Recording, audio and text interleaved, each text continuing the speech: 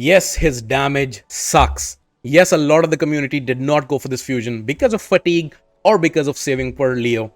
But in my opinion, Granyt Doorkeep, this fusion dwarf, is going to be one of the most meta-defining champions in Raid Shadow Legends. Why do I think so, and why do I have him in a 9-piece protection set? Let's find out.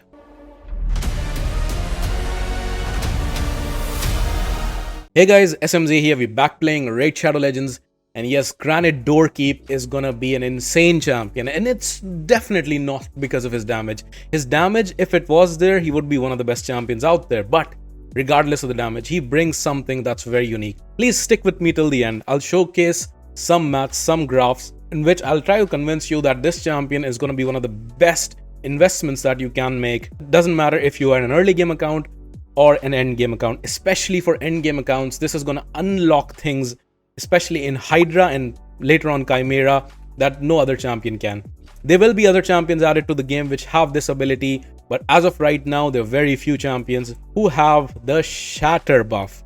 The Shatter Buff is the key. There's a free champion that you can get by using the link in my description. That is Narma the Return, a great champion to battle the Demon Lord. And you can get her alongside other crazy good epic champions like Anax, like Uugo, and like Mausoleum Mage as you progress through the game. How to get these champions for free? Here's how to do it. You go into your Plarium Play and log out of your current account. Click the link in the description and register with a brand new email address. Download the game and then play the tutorial, and you will find Narma sitting there chilling in your inbox. And you can get all of these crazy good epic champions as you progress through the game. Do not miss out on this opportunity. Click the link in the description and get these cool champions.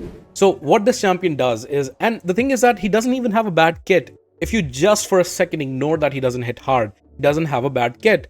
This ability, AoE decrease defense and block buffs, is similar to Uugo, and Uugo is a great champion, but he also brings increased accuracy. He steal buffs. His passive is also great, but his A3 is the main ability. So he brings Shatter, and what does Shatter do? Shatter basically provides ignore defense, and there are, of course, just like any other buff, there are two different damage numbers or multipliers of the Shatter Buff, 7.5% or 15%. Now, he provides the 15% Shatter, increases ignore defense by 15%. Now, 15% is a large number. A lot of the people who struggle or push in live arena, for example, the highest ignore defense that you can get after spending a lot of these gold coins is 20%. This guy brings that in a buff, and not only that, in addition to the Shatter Buff, he also brings basically increased crit damage. Increased crit damage on the exact same ability. So you can book it down to a 4-turn cooldown, and he does it for 2 turns. You can put reflex and such to basically keep him going and making sure that basically you can get back to the Shatter and keep it as long as possible. You can also give him that mastery, lasting gifts, to make sure that it, or have a higher chance that the buff lasts longer. Now, why is Shatter so important? Let me showcase the maths to you right there and then. So this graph is something that I had basically from a different video that I did a while back, where I was looking at Ninja and which blessing would be better for a 6-star Ninja, Crushing Rend or Nature's Wrath, depending on the level of the opponent.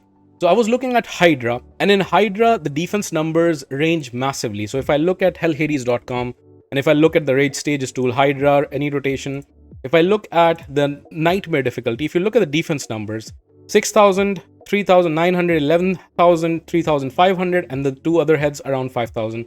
Roughly the average is around 5,500 defense. If I go down to Brutal, that decreases a bit, and then the average over here is more close to 4,000.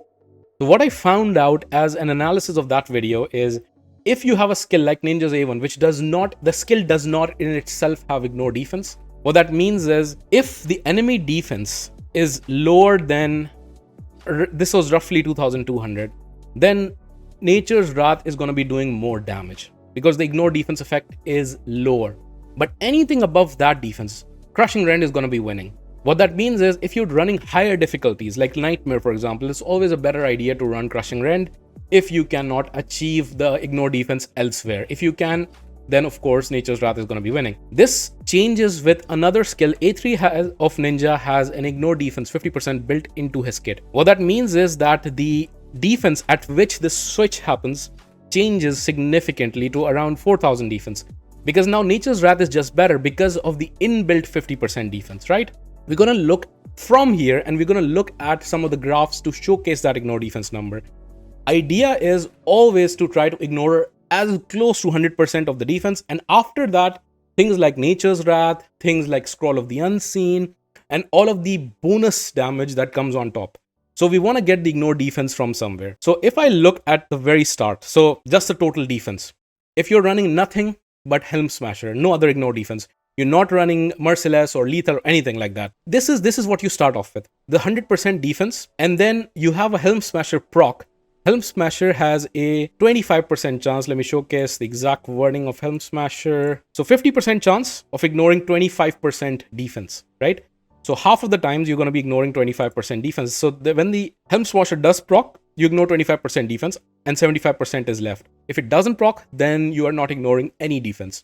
Let's add on a gear set to that. If we add a gear set like Merciless, which has a 35% ignore defense built in with a 6-piece set, then now you have, with Helm Smasher proc, you have a 40% defense still left, and you are ignoring basically 60%. If Helm Smasher does not proc, then you are basically ignoring only 35% defense. That's kind of the statistic. Now let's add more to it. So if you're a late game player, end game player, and you have your ignore defense area bonus fully maxed out at 20%, then now 20 plus 35, that's 55% without Helm Smasher proc, and 80% with Helm Smasher proc that you're already ignoring this in this case. But that's not enough. This is where basically Shatter comes in. So if you bring in Shatter as well, which it additionally provides 15%, notice what happens. The remaining defense is 25 plus 5, which is 30% left on a non-Helm Smasher proc hit.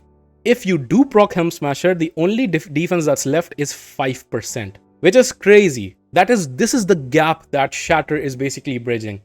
And if you're an early game player, you do not have the ignore defense maxed out, or you're not running Merciless but you're running Savage or Lethal, for example, this 15% is a very crucial number to help you get very close to ignoring a lot of the enemy defense. And the idea is, if we can ignore a lot of the defense anyways, then we can get rid of something like a Crushing Rend and take on Nature's Wrath for example, the debuff based damage dealers.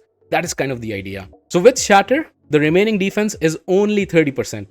And this is where first of all, if we look at other damage sets. So for example, instead of Merciless, if I were to look at Lethal or Savage, then instead of 35, it's 25%.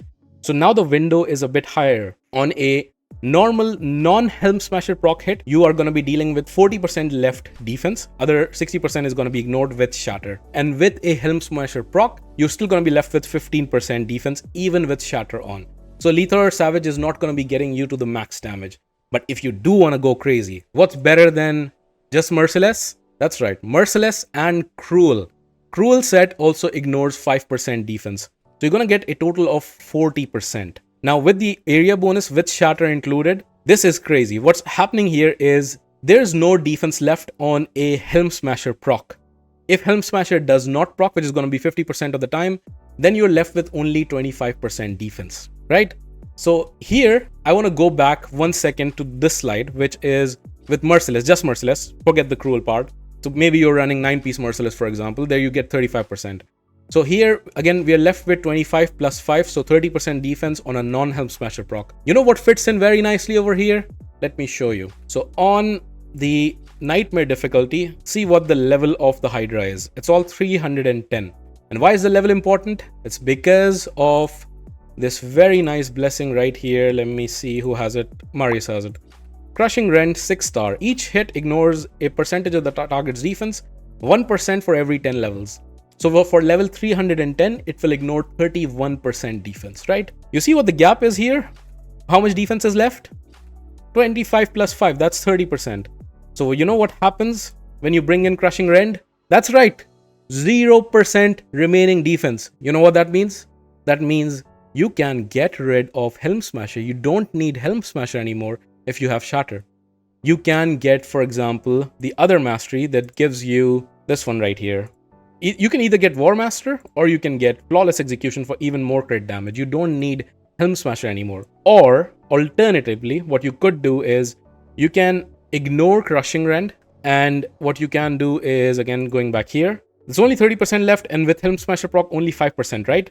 What that means is you can safely, even for higher difficulties, you can safely switch to Nature's Wrath. So if I were to do this graph, which I wasn't able to, this line would move much further on the right, meaning that Nature's Wrath is going to give you a much better value over Crushing Rend. So that's an insane answer that you get basically by running Shatter, which is an insane buff. That's what I've been saying. I understand a lot of people skipped this fusion because of the fusion fatigue. It's a lot of good fusions one after the other, right? We've had Titus, we've had what's his name, Tholin, we've had Crockhad, we've had Donatello, and now this guy. So I completely get that. And of course, a lot of people have been saving for Leo.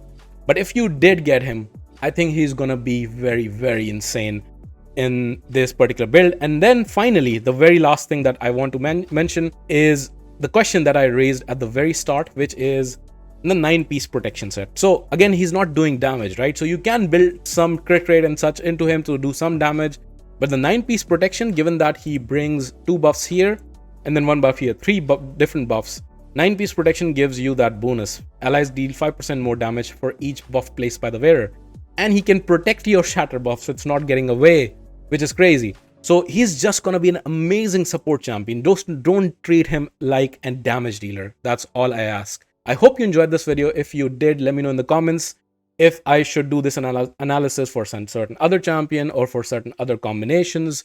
And please like the video and please subscribe to the channel. Thank you very much for watching, and see you next time.